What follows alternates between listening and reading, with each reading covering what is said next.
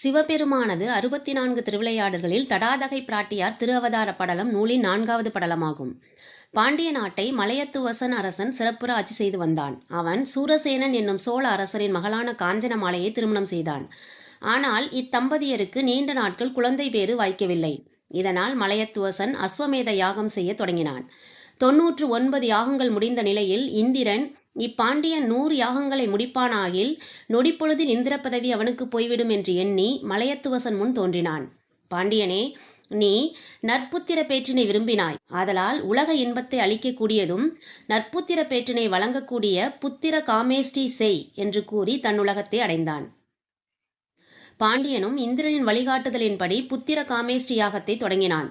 யாகத்தின் பலனாக தலையின் இடதுபுறத்தில் கொண்டையுடன் கையில் கிளி வைத்துக்கொண்டு காலில் சதங்கை அணிந்து முகம் நிறைய புன்னகையை சிந்தியவாறு 3 வயதினை ஒத்த சிறுமியாக உலக நாயகியான உமையம்மை 3 தனங்களுடன் தோன்றினார்.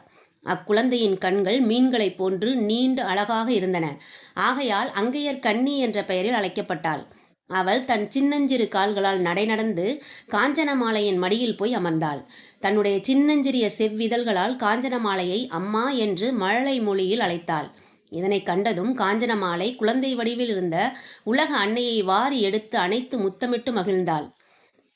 குழந்தையை கண்ட மலையத்துவசன் மனதில் மகிழ்ச்சி கொண்டான். இருப்பினும் கவலை ஒன்று அவனை வாட்டியது.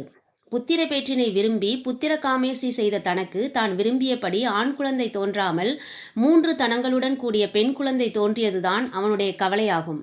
மலையத்துவசன் தன் மனைவி மற்றும் குழந்தையுடன் சோமசுந்தர கடவுளை வழிபட்டான். தன்னுடைய மனக்குறையை இறைவனிடம் விண்ணப்பித்தான். இறைவனும் அவ்வரசனுக்கு மட்டும் கேட்குமாறு திருவாக்கு ஒன்றினை கூறினார். பாண்டியனே, கலங்காதே. உன்னுடைய அன்பு புதல்விக்கு தடாதகை என பெயரிட்டு எல்லா கலைகளையும் கற்பித்து அவளுக்கு ராணியாக முடிசூட்டு. அவளுக்கு ஏற்ற கணவனை அவள் காணும்போது அவளுடைய ஒரு தனம் தானே மறைந்துவிடும். எனவே மனம் வருத்த கொள்ள வேண்டாம் என்று சொக்கநாதர் கூறினார். இறைவனின் திருவாக்கினை கேட்ட மலையத்துவசன் கவலை நீங்கி மனத்தெளிவு